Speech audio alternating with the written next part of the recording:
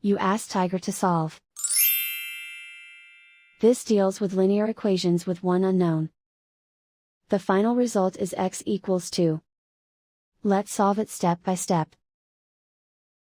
Group all x terms on the left side of the equation.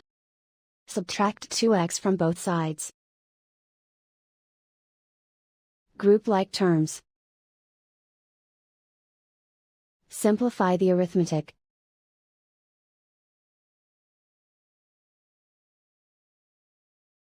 Group all constants on the right side of the equation.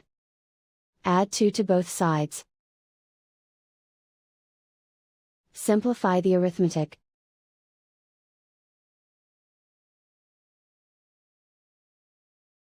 And so the final result is x equals 2.